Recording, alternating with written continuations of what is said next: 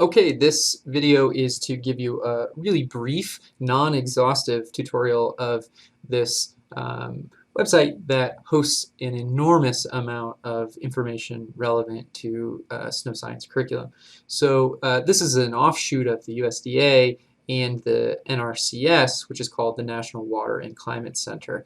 And so this is their landing page. You can get there by typing in nrcs.usda.gov, and this video will sort of walk you through a few different pathways by which you can engage with the site and use it to extract data that might be relevant to your analysis. So you can see on the landing page alone, the thing that comes up is the snow water equivalent from the date that you're accessing the site. So this is from up to yesterday. So this is the SWE up to now, and this is just a shaded diagram of the Mountain West. That might be useful for you, but you probably are looking at a particular region, which might be in Colorado, and you can see this is interactive. So I can click at any point and pull into the specific data that's generating this model. But that's not the first thing I'm going to do. So I'm going to go to quick links first, and then I'm going to click interactive map. And the interactive map is this amazing map which is of North America, and it collects information in real time from all the SNOTEL sites and all the sensor data, and it allows you to parse that data in real time and represent that graphically on the map. And so what you have in terms of navigating this page, every dot represents a different location or site where sensor data is being actively collected. What you have on the bottom left is the legend, which is indicating to you what is being plotted currently. So it's being default to the plot that we saw on the main page, which is the SWE, or the snow water equivalent up to today's date. And then on the right, you have all of the options for the conditions or the elements, and then the specific parameters which you want to plot in any given moment in time for your analysis. So we can zoom in a little bit and get closer to the region of interest for us, which is going to be the state of Colorado, so defined by this border here. So you can see I can hover in, and it's going to tell me the different sites, their site names, their elevation, and then it's going to tell me their median SWE, because that's what's being plotted right now. I can also click at any point and pull up the actual hourly data and daily data, the historical data for that specific SNOTEL site. Okay, so I'm going to pop down here. So there's the Wolf Creek site. So that's 11,000 feet. I can click on that. And what you'll see it pull up is a little summary of that station. So this is the Wolf Creek Summit, the SNOTEL site, 11,000 feet, reporting the snow water equivalent, 80% of the NRCS median over the last 10 years. And then what I can do is click this. I'll just right click and open it in a new tab to pull it up so I don't lose my site. And this is immensely useful. So what we see here is snow water equivalent here plotted as a function of the month for this particular season. And then on the right, you can see the legend, which indicates what each of these lines is plotting. So the black line you can see is 2022. So those are the dates. That's this particular season or cycle. And I can hover over this. You can see the real-time data that's leading into this black line. So this is this year for us, and then it's being plotted on top of the median value from the last 10 years, which is that green value. So you can see that we were off to a slow start in November, but then we saw an increase. So we're getting closer to what the normal median snow water equivalent for the last 10 years should be. You can see the minimum value and the maximum bounds. Those are plotted in red and in blue. So we're somewhere in that range.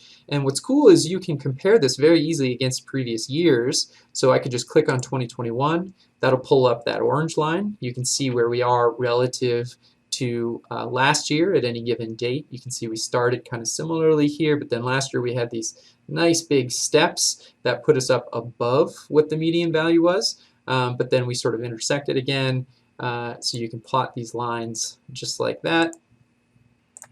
And this data can be extracted in tabular form. If you want to work this up in terms of your analyses, you can click this CSV button. That will prompt a file download in a CSV format, which you can open and process in Excel if you want to do your own analysis. And then finally, this bar at the bottom is essentially a scroll bar. And so you can see I get a double-ended arrow down here if I left click and hold, I can drag left or right, and that changes the scale or the window over which I'm plotting, which can be useful. So I can click and drag this one alone on the right, that changes my right bound. I can grab this one over here, that changes my left bound. If I want to, say, zoom in on one particular area or one particular duration. And then if I want to go back, I can just go up to this button here and click Reset Range. Okay, so I'll go back to the interactive map here, and we can look around a little bit. So, I could click at another site. This is the Lily Pond site. It may take a little bit of time to generate this, but it'll generate the same snow water equivalent plot over the last season. It'll give you a picture of the actual sensor site where the SNOTEL is installed. So what other data can we access here? Well, if I go over to this plot over here, I'm clicked under station conditions. So these are the SNOTEL stations and the sensor conditions that they're measuring. And so under element, see, this is an expandable menu. So I'll click element. It's clicked on snow water equivalent, which is why it's plotting that. But I could choose a variety of different things. So maybe I want to know the snowpack depth as a function of all of these SNOTEL sites. So I can click this. And what you'll see is it updates my legend here, and you can see that I now have snow depth being plotted here. You can see in our legend, though, it says median missing. The reason why these aren't color-coded right now is because I have selected under element that I want to plot the snow depth, but then down under parameter, that's the specific style of plot that I want to generate, at least in terms of the color map here. And so right now it's saying percent of that measurement as a function of the median value. And it says the median is missing, so it's not able to plot that as a color because it's not comparing it to any real number that it has in the database. So I can change that to value. And now it's plotting just the overall snow depth up until December 19th, which is yesterday when I'm making this video. And so the parameter sets sort of the conditions by which you want to plot this. There's a variety of things here that you can play around with. And then after parameter here, we have a separate section, which is date, frequency, and duration. So I could choose to plot not the daily value of snow depth, but the monthly value of snow depth. You see that this will now reflect that.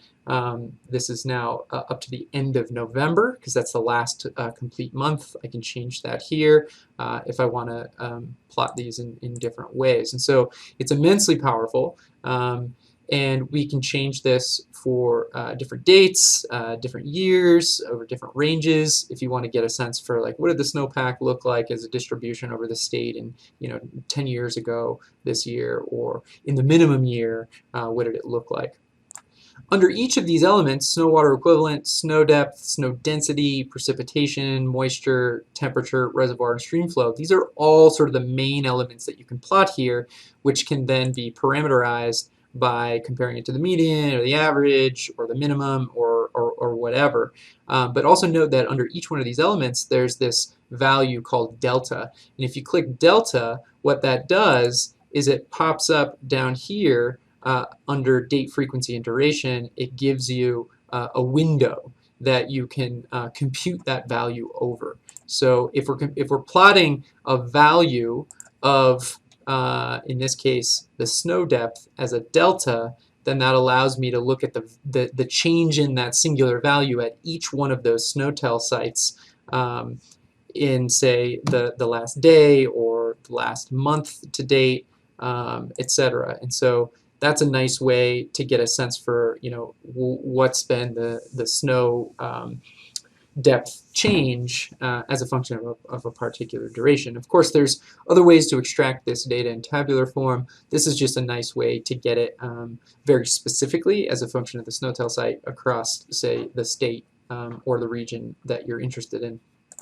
Okay, so the third element here that I'll show you is the snow density, and it's important to note that the density here, you see if I have this clicked and I have it selected a value, it's reporting this as a percentage, which is different than an absolute measure of snowpack density that we may measure in the field.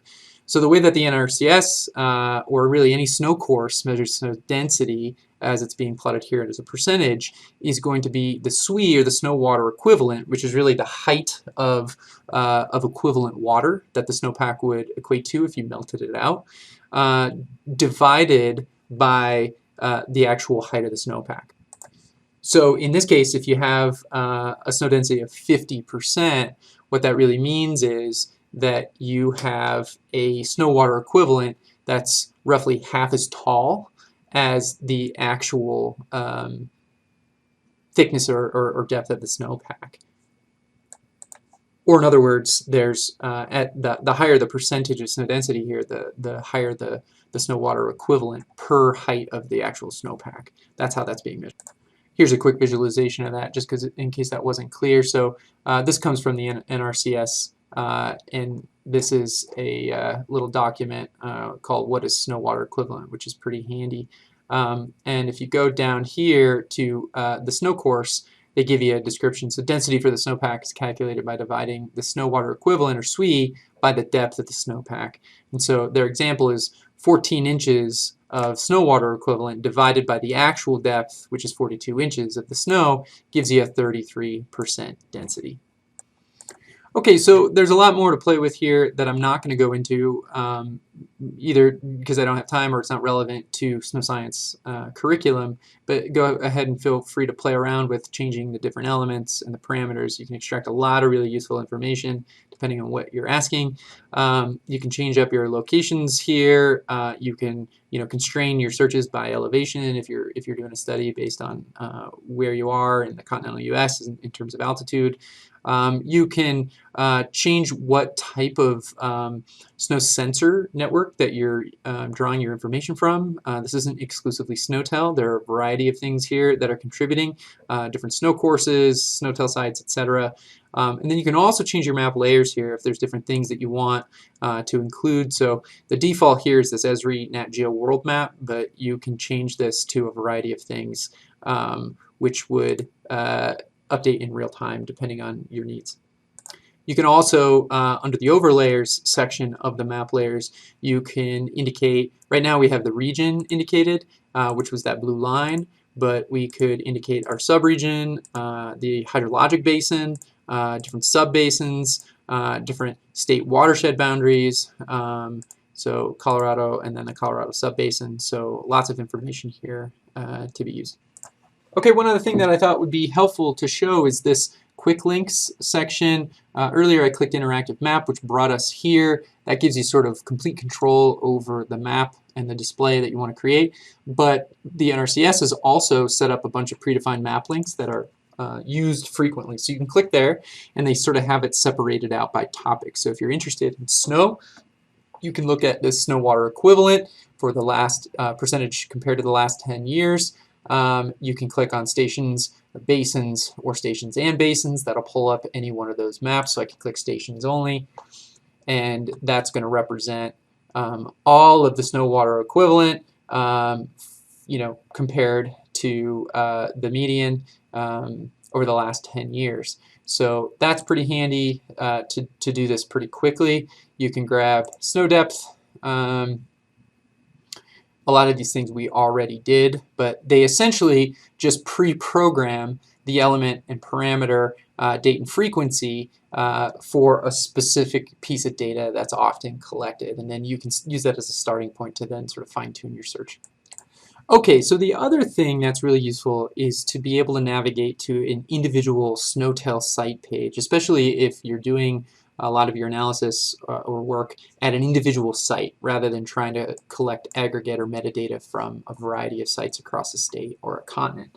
And so I'll use Wolf Creek again as an example, and if I click this, it doesn't matter which element or parameter I have selected at this point. What I will see down below is a section that is called Data Reports. And under this, I can generate some quick data relevant to what I have pulled up here as an element or parameter. But what I want to show you is if I click Site Page. So if I click Site Page, that's going to pull me up to this specific SNOTEL site that's relevant that I clicked off the interactive map. And so this is where the data is actually hosted and originated that's drawn into the interactive map. And so I bookmark lots of SNOTEL sites, both on my phone and on my web browser, for zones that I'm in and I'm monitoring frequently. So Wolf Creek being one of those examples. And so this can give you lots of information very specific to that site. Okay, so a few things in how to navigate this page. The user interface isn't the most intuitive, but it'll get you the information you need as long as you know how to extract what you want. So one thing that can be really helpful is to start by clicking this View Daily Sensor Descriptions button. And what that's going to do, and often I'll just open this in a separate browser if I need a reminder, but a lot of the data that you'll extract or export into CSV files will be abbreviated with some sensor label. And so it's not always intuitive if you're not used to looking at these things what that means. And so like this WTEQ or WTEC is actually reporting on the snow water equivalent. Whereas I-1 is the precip accumulation. There's a couple of these different sensors, etc. And so this is essentially a handy key which tells you what the abbreviated label is and the actual parameter that it's measuring. And it also gives you a bunch of information about the exact sensor and where the sensor is located in physical space, if that's relevant to you. Okay, so when you're back at the site, there's lots of different stuff that you can extract from this. One that's pretty immediately relevant if you're trying to track stuff, and the change in things in like the last week is to just go to the standard sensors here, and then under daily you can click last 7 days. And what that'll do is it'll just generate tabular data for most of the sensors. So you've got snow water equivalent, depth, precipitation, just as a function of day here. And you can grab this data if you want like this and copy and paste it into Excel. Or I can show you how to extract this in another way. If you want this as CSV, then you can just go up here to Output Format, click CSV, and pop a file out. You can change the duration over which this is plotting here. You can change the layout. You can change the units, and you can change. You can fit this to screen, and then the report details are essentially telling you the sensors that were used to compute each of those things, and then any relevant computations that were involved in that calculation. If you click on daily readings, that looks at the water year. So that pulls up not just the last week, but everything back to, in this case, October 1st. Same sensor values here, and if you want that, you can dump it as a CSV. If you want all the standard sensor data since the SNOTEL site was operational, you click this daily CSV delimited. So this sensor at Wolf Creek was put in 1985. So this pulls you into a page that looks like this. And so you can start to see back in 1986, and then these are all delimited data. And so the delimited data is based on this comma here. So you can copy and paste this, paste it into Excel, and then parse the data by this common delimiter. That gives you all the data since before I was born. And then you can have element-specific information extracted. So if you're interested in snow depth as a parameter, click the last 7 days. That'll pull up just snow depth related measured values and computed values. So we have the snow water equivalent over the last 7 days, the change in SWE, then the snow depth, these are start of day values, and then changes in snow depth, that's the delta. And then of course you can do the same thing where you look at this over historical or different years depending on what you want. Similarly, you can do this with the snow water equivalent temperature, etc. Okay, so one more quick thing I'll show you. I don't use this very often, but it's sort of a different way to extract data in maybe a more controlled manner. You can go to Quick Links and then Report Generator, and you'll get a screen that looks like this, where you can select what type of data you want. So in this case, I want the SNOTEL data, and then I can enter a specific station, or I can do an advanced search and click it. And you can sort by a variety of different information here. Choose the element that you want to plot, and then you get a variety of different options here that you can plot, and then functions that you can extract from that data, including the value, the mean value, the max, and the min, and then you can extract it over particular days. And so this is a little bit more of a streamlined tool to get exactly what you need without the sort of map interactive component. So if you're used to using the site and you're looking for data, this is a nice way to do it too.